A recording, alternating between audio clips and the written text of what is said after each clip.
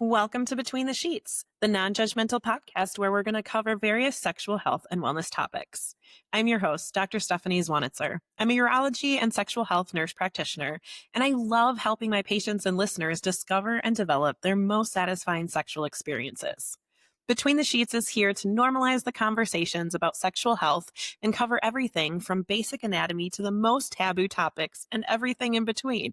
Real talk, real pleasure, one episode at a time. So come on, let's get between the sheets.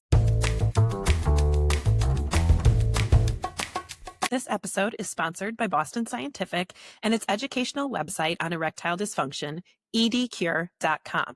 One study estimated that more than 50% of men over the age of 40 have some degree of erectile dysfunction, which can be frustrating and confusing.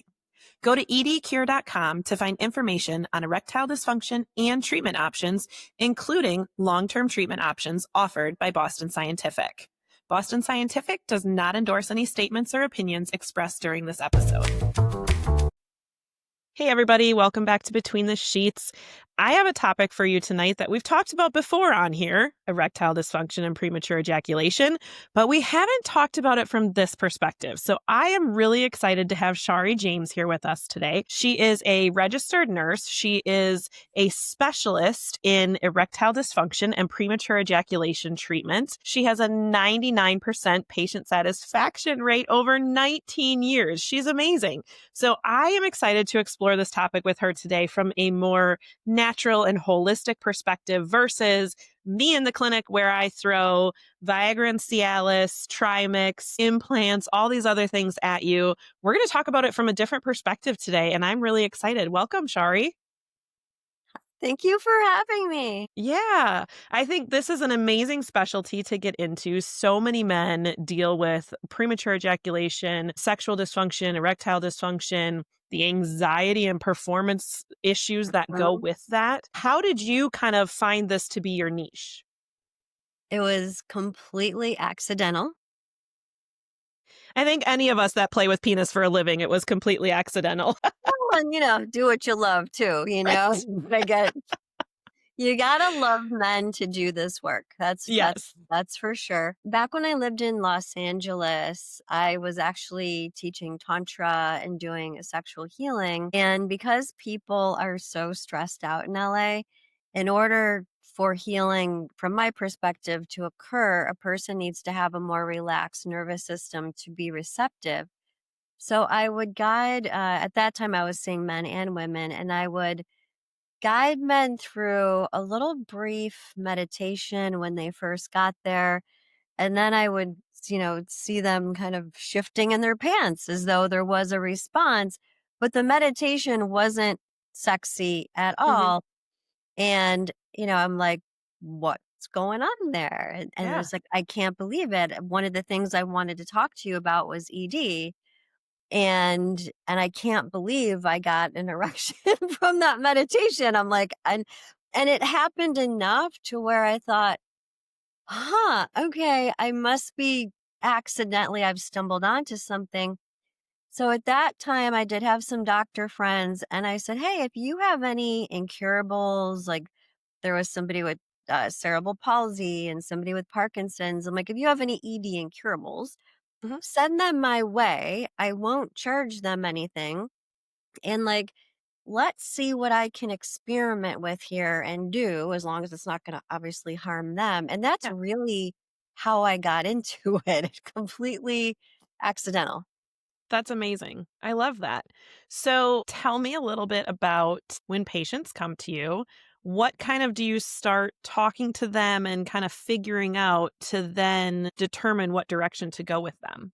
Sure. So I think the key to my approach is I do a 13-point root cause assessment, and that's all proprietary. So over these years, I've discovered that there are 13 primary root causes, and I could easily put nervous system dysregulation at the top of that as the number one. That's the most common that all men share.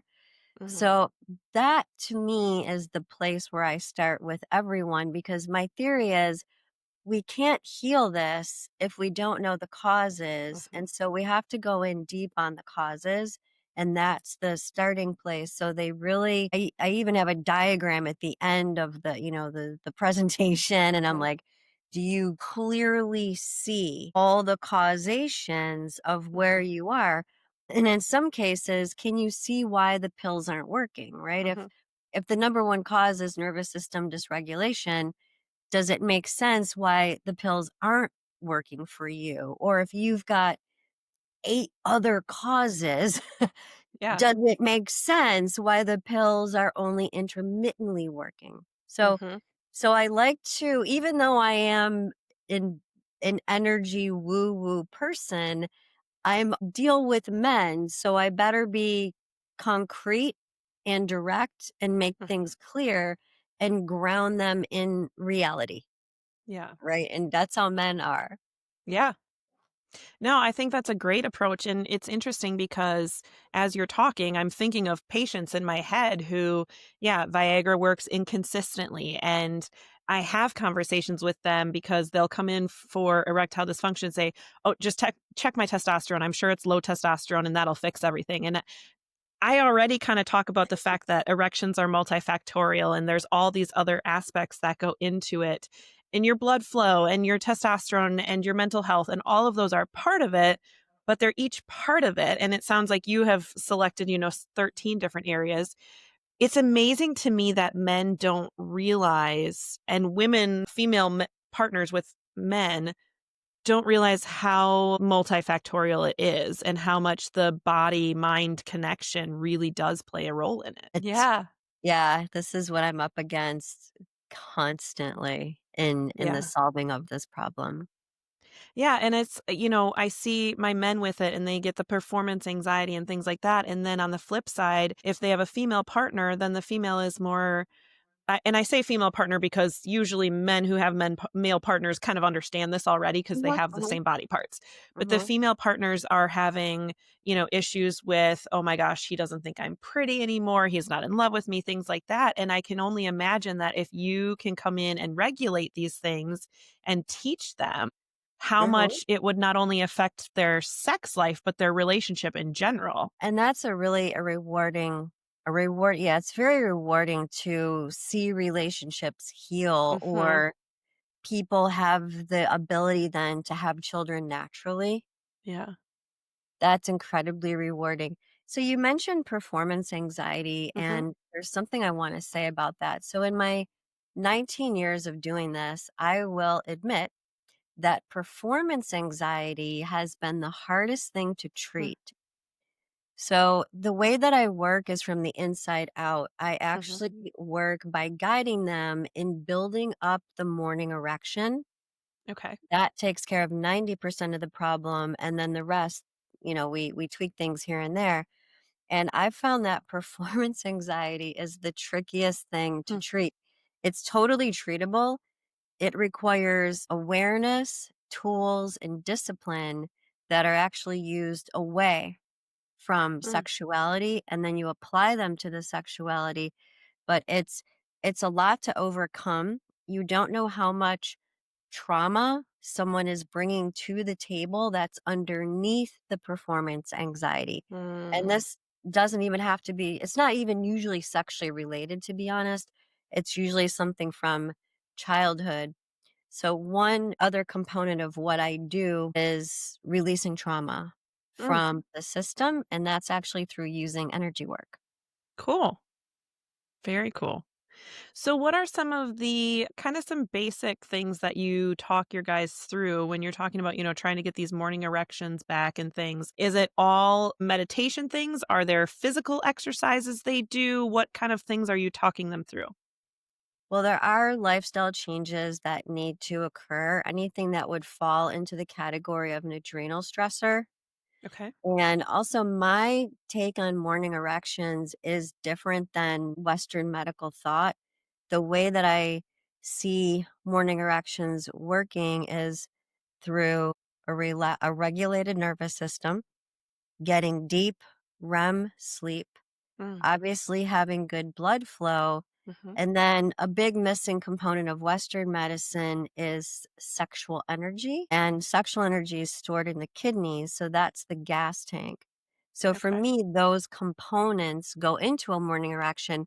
There can even be kind of niche components like if his wife's been sexually rejecting them and I say he wakes up next to a cold fish, that can actually bring down morning erection. Hmm. If a man is having sadness or depression, that can bring down his morning erection. So Mhm. for me, there's a lot of factors that go into that. And you asked, what are some practices that I offer? So I typically work with someone for 12 weeks. Okay. And the first 6 weeks is geared towards some lifestyle changes, like I said, reducing any adrenal stressors. The other is regulating the nervous system. So Mhm. anything we do calming, yes, a little bit of meditation, a ton of different types of breath work. And then I want to say weeks 7 through 12, that's when I more so start to put my tantra hat on. Okay. And I've created some breath work that I call the Viagra mimicker. So Okay. then we actually start to stimulate the sexual energy and then do more of a stimulation on the nervous system as well. So I like to think that the way that I work is relax, excite, relax, because then your Okay. problem's over. And as you know, relax, excite, relax is exactly the way that all functions, Yes. right? Yes. Yeah. So it's the penis arc. I love it. Yeah. No, that's amazing. And, I always look at morning erections or nocturnal erections too as a great indicator of cardiovascular health, overall male health, right? And so I Yeah. think like what you're saying is it's more than just cardiovascular health and testosterone. And there's also the nervous system and the mental health side of it that we need to have that deep REM sleep, which does help with the hormone imbalance and all of those things. And I really like that because I like to tell my guys, well, I tell my men and women, but that sleep is so important to their overall Mhm. health, the hormones balancing and all of that. And you get such pushback because in the United States, we like to work, work, work, work, work, and sleep is for when we're dead. So I think, changing that mentality and just helping people realize how important sleep is. I mean, I'll do a funny thing. So okay. I run a men's group for this, and so this is my sleep police hat. I love it. I have a lot of fun in the group. If we would all go Yeah. if it wasn't fun. So I even have a hat, a police hat that when someone's not meeting my sleep requirements, I'm like, Joe's getting sleep police tonight. We got to talk about this. So Yeah. you're right. Absolutely. It's critical. Mhm.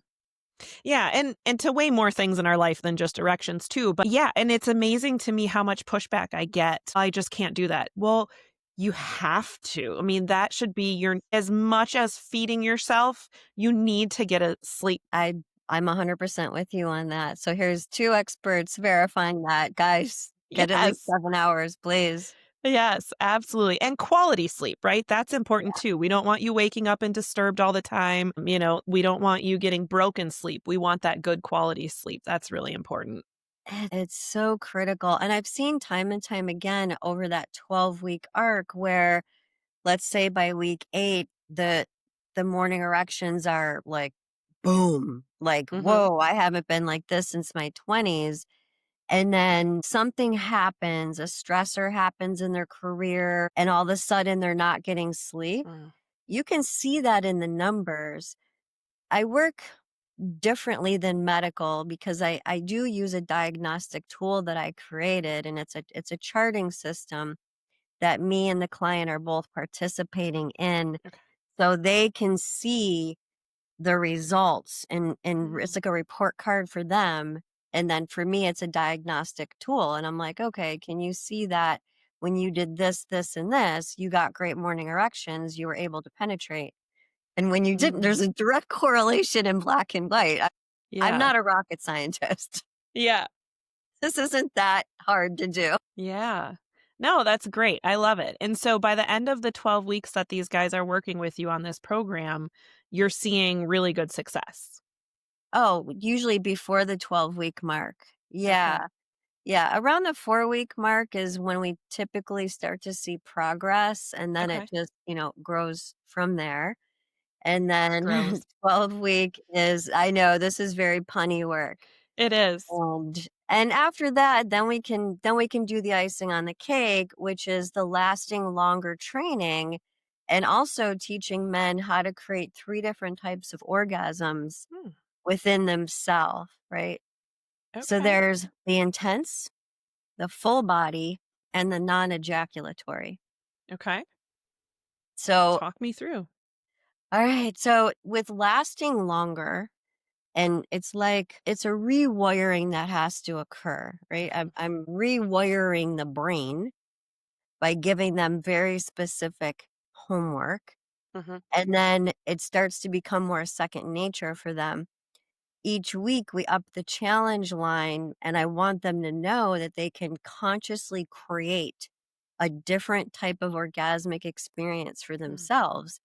And they do. And it's wonderful, like, when you get the feedback of like, "My gosh, I had no idea I could do this. I had felt this rush of energy come up through me, and it was like I had an orgasm and no ejaculate came out." And these guys aren't tantric or yogi masters. Mhm. They're any guy. Yeah. Any guy can do this as long as they have enough sexual energy in the tank and they're functioning really well. Some guys on their intake, they're like, "Oh, I want to learn that." And I'm like, "Well, you can't learn that until you're able to rise to the occasion without medication." Mhm.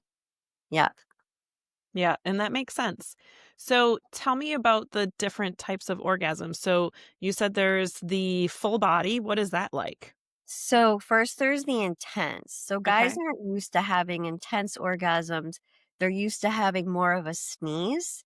Okay. Like, I Yeah. mean, when a guy's in his 20s, it's like he could practically shoot it across the room, Right. but right? And as men get older, it's like a sneeze and then it's a dribble. Yeah. And so the first one is the intense where we're cuz I always have them build it for 15 minutes. Okay. And no guy coming into this even dreams he can be building that for 15 minutes. And in that training I've done for a little over 20 years, I've never lost anyone Hmm. in 15 minutes. I really have like nailed this system Yeah. down. And yeah, so we just keep building it and building it over that period. And then it's like, boom. And they're like, "Oh my gosh, I haven't felt like that in my 20s." So Yeah. that's the intense. And then the full body is because I'm also bringing the some tantric practices into Mhm. this. The full body is when it becomes more non-localized Okay. and we're moving the sexual energy all throughout the entire body. Mhm. So that's more of like when they do have the orgasm, they're feeling it in their whole body. They're feeling it down to their feet, their Mhm. toes. So that would be that one. Okay. And then the non-ejaculatory, that's like the creme de la creme of that's like the gourmet experience. And I allow longer time for that part of the training because it does take a while for guys to get there on that one. That is when they feel all the sensations, the rush of energy coming up and over and like a fountain and no ejaculate comes out. Okay. And when I've had lovers and they're able to do that, when they have the more of the energy orgasm inside, actually I can feel it in my body. Mm. Yeah. And it's I know you know the word bolus. So to Yep. me, it feels like a bolus of light where it's Mm. like, I'm like, whoa. so, so this stuff is so fun Yeah. and it adds so much texture and guys don't even know that this is available to them. Yeah, it's amazing. How long does it take someone who is only lasting for a few minutes to build up to that 15 minutes? Sure. So I have them all my training is always away from sex initially. Mhm. So the first part of the training, which is about 5 to 6 weeks, they're doing all the homework on their own. I'm like, "Don't even think about applying this to your sex life." Yeah. And then we do a specialized training after because it's really about getting it from the mind to the body. Mhm. It's like riding a bike, and then it becomes second nature. So they're when they're there, I would say around the 6-week mark, then I'm like, "Okay, now I'm gonna go over how you are going to apply this to your sex life." So initially, we worked on the discipline, and then after that, I call it the art of, because now you're now there's another human being involved, and, are they out there dating? Are they having one night stands? Are they Mhm. married? Do they have a partner? I will say that I've observed that there's 2 categories of men that have this problem, and I wanna say, like, for sure 30 and under, Mm. but then also later in life, guys that have been married for a long time, Mhm. right? Because they're not as active, and Yep. so when it is available from their partner, they get so excited, and Mhm. that causes a problem. So those would be the 2 categories that I typically see that have that Yeah. problem. Okay, interesting. Yeah, and I tell my guys all the time, it's the head-to-head connection, right? That it's so strong, and I mean, I can just hear what you're saying is just getting this regulation and getting these thought patterns Mhm. changed is so important to the work that you're doing with them. It's a brain reprogramming. Basically, they're coming with their old program, and Mhm. then I'm installing a new program into them. Got it. That's a great way to look at it. Yeah, absolutely. I mean, it makes so much sense, that they I'm just thinking of, like, our day-to-day life where we've got the to-do list and we've gotta check all these boxes and we're in a hurry to get everything done and everything is so stressful, and then it's like the all of a sudden you're supposed to just change that mentality for sex and, like, slow down and calm down and be, methodical and all these things, and it's such a shift. It's a huge shift, it really is. That's why sometimes it's when morning erections happen, mornings are good to take advantage of, and they're a great Mhm, way to start the day. I find a lot of couples wait until the evening, and then they're both so drained and tired, and I'm like, mhm. "Alright, can you please carve out, like, a 2 p.m. on Saturday? Because I can guarantee you, your performance is gonna be different." Yeah. Yeah, it really is interesting, and I think about too with what you're saying as morning sex being a great opportunity.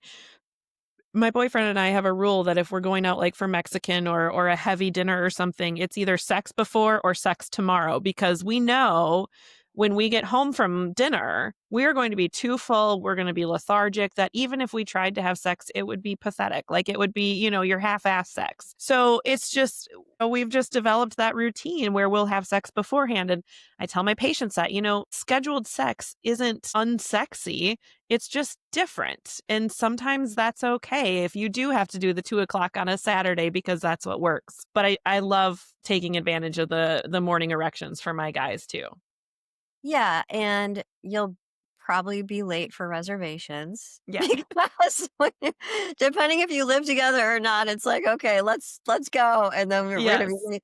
So, yeah, I just imagine all those people late for their meal. Yes. Yes, absolutely. So, one of the ones on your website, I was reading through several of your, customer satisfactions, comments, and things like that, the reviews. And one of them that's really interested me was a post prostate cancer guy and how he had been through treatment and just really lost his erections. Now, being in urology, I work with a lot of prostate cancer survivors, and they've had radiation and they've had hormone therapy where we've just trashed their testosterone and thrown their hormones all off. Some of them have had their prostate removed, and so there's some nerve damage and stuff. How is that different working with them than your average guy who has the dysregulation more so? Like, what are you kind of changing for them? Okay, so I put those cases in the miracle category. Yeah.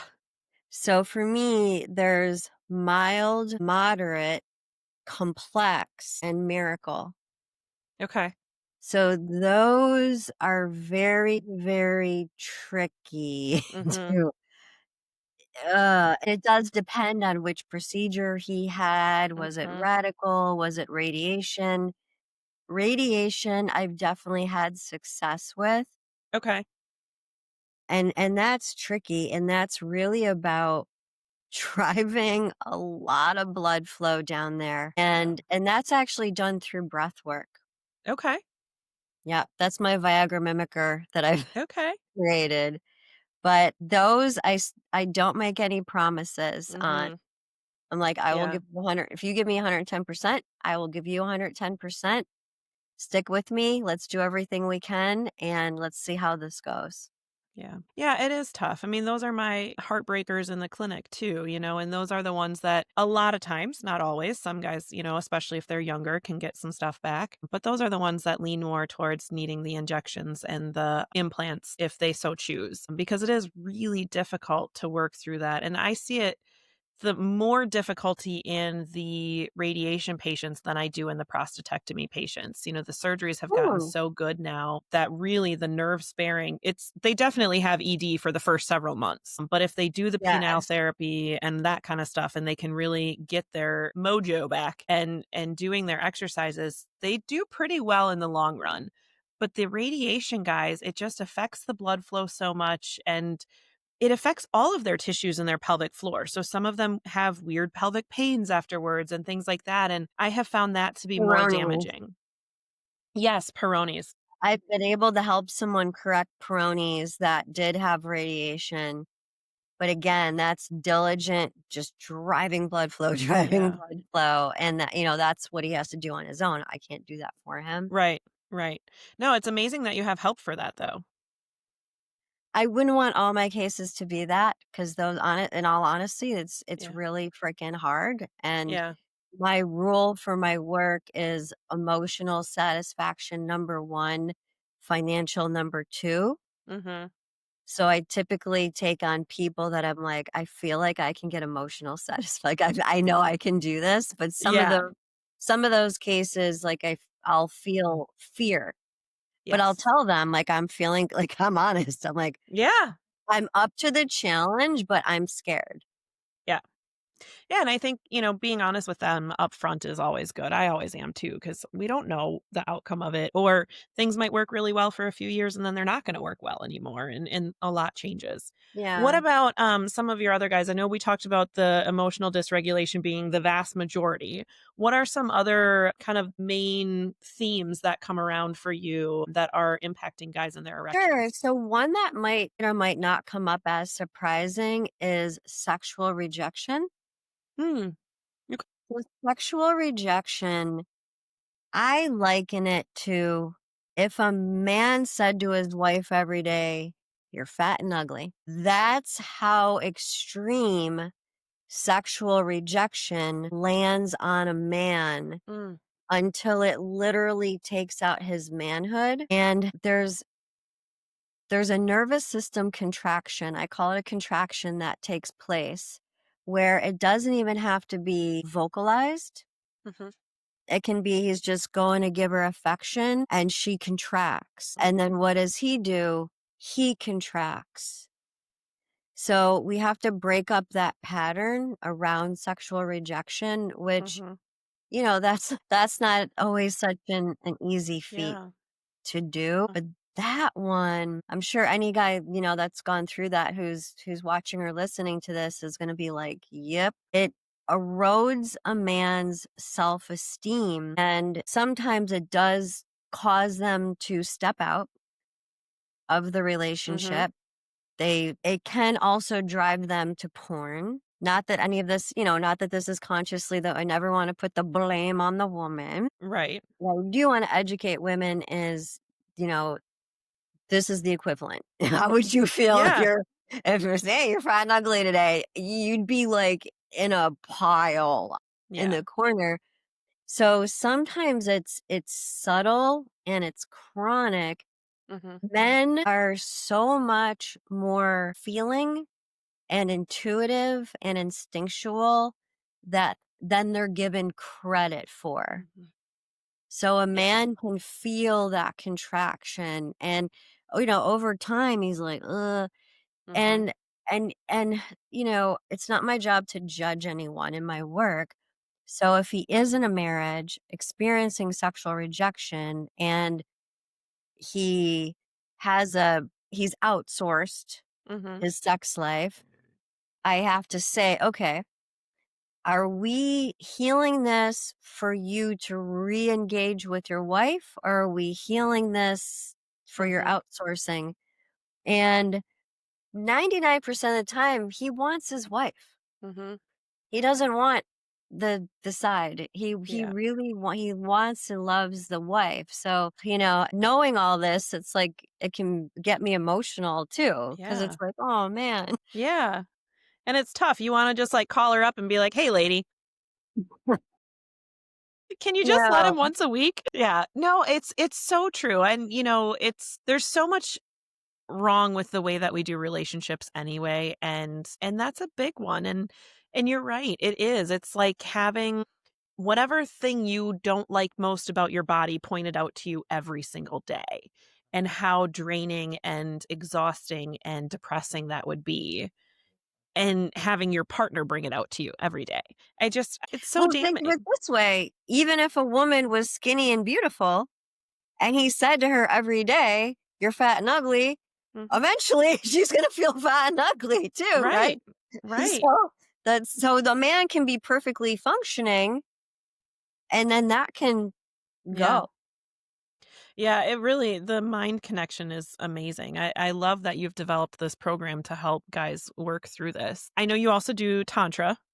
So, is there anything that you kind of have some tips and tricks for people to spice up their life a little bit using some tantric exercises or including in their sexual activities? So so tantra is a very tricky word. The sexual physical stuff is actually neo tantra that was created in the West. I have a separate business Okay. where I am a tantra guide, but that is more so energetic kundalini, and that's the, I want to say, 3600 to 4000 year old tantra. Okay. So like the Led Zeppelin classic Yeah. tantra. So yeah, I don't personally do any neo tantra. However, since you brought that up, I will say that couples are not making enough eye contact, and that's like an epidemic of a lack of Yeah. eye contact. They're like two ships pass. So I do incorporate some teachings around that because that's critical. Mhm. Yeah. Like, are you closing your eyes the whole time during sex? Are you like, when's the last time you and your wife have ever looked at each other for Mhm. 10 minutes? So, one of the tips I give them is to be more present with that. And typically, the way your feet are facing is where your attention is going.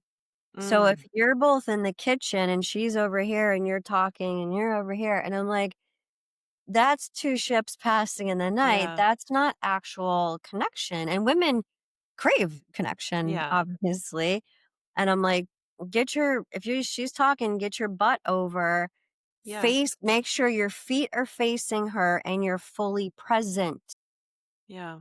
And I get a lot of great feedback just on a simple thing like presence and eye contact and attention. And it could mean, like, I had one client, it's like so many, it kind of jumbles a little bit, but I remember he was having a really hard time with his wife, and I, was telling him some different tips and tricks to do, and he started turning off, like, pausing the TV, turning his whole body, looking at, like, really being much more present, and he that simple acts like that actually saved his marriage. That's amazing. That's really, really cool. I like that a lot. It's fascinating to me how much connection there is. And like you think about us on our phones, you might be out to dinner with somebody, but are you actually looking at them or are you just guys down on your phone the whole time? I mean, it's so prevalent. What is one exercise that our guys can do to kind of really get in touch with themselves again and maybe start the blood flow or start that regulation? Okay. Putting you on the spot. I'm definitely not a tips, trick, quick fix person since it does take 12 weeks. However, what I could say is I think that we think that the brain is the largest sexual organ in the body. I actually don't think it is. I think it's the heart. Mm. And so in the morning, when a man can just not jump out of bed, put a hand on his heart, put a hand down over his, I don't know what we can say on the show, groin, Yeah. His and wiener. his wiener. All right. And you just lay there and you breathe deep and full into your belly. You draw that energy up into your heart. So belly breathing creates more blood flow. And on the exhale, you're drawing that blood flow down to the penis. Over time, you'll start to feel warmth and tingling in that area. And that's all coming from the heart. Mm-hmm. So there's a lack of awareness of how much role of the heart plays. We know that obviously circulation, of course, Right. but this is one simple trick that doesn't take long to start to actually Yeah. feel like, oh, wow, there's some life going on down there now. So don't jump out of bed, connect with yourself for 5 minutes and see what happens and make a regular routine of it. I like that. I like that. That's amazing. I'm just so blown away by this conversation because it's so spot on and it's something that needs to be offered to men in much more popularity than it currently is. I think you're one of the only people that I know that does ED in a more holistic manner than just throwing Viagra at it. And I just appreciate that so much. Before we end, I wanted to give you a minute to plug your website, your programs, things like that. So where can people find you? How can they work with you? Okay. So yeah, my website is Shari, Shari James.com. And I work with men who do not want to take pills, want to get off of them, or in some cases, we need to get the pills or the injections to work. So they Mhm. might need extra support with that. And then obviously, the icing on the cake is guys who want to experience ejaculatory control in the bedroom and learning to create finding out what their body's capable of by Mhm. creating 3 different types of orgasms for themselves. I love that. I love it. So we'll put her website in the show notes and you guys can work with her and she does virtual appointments and Yeah, so I'm that's really good. 95% virtual, so You can it's be anywhere. absolutely, and there's should be no problem with the significant other. We're just on Zoom, like, it's not Yes. no funny Yes, business going absolutely. on at all. I love it. I love it. Excellent. All right. Well, I really appreciate you being here. Everybody, I hope that you at least connect with yourself and learn some breath work. Check out Shari's website. Thank you so much for being here today. Everybody, have a great week and go have some fun between the sheets. Thank you for joining us and exploring sexual health topics here on Between the Sheets. New episodes are available every Wednesday. Please subscribe and rate our podcast so we can reach more listeners. And don't forget to tell your friends, partners, and anyone who will listen about Between the Sheets. Send any comments, questions, or stories to podcastbetweenthe.sheets@gmail.com. It's all one word, podcastbetweenthe.sheets@gmail.com. Thanks for listening and go have some fun between the sheets.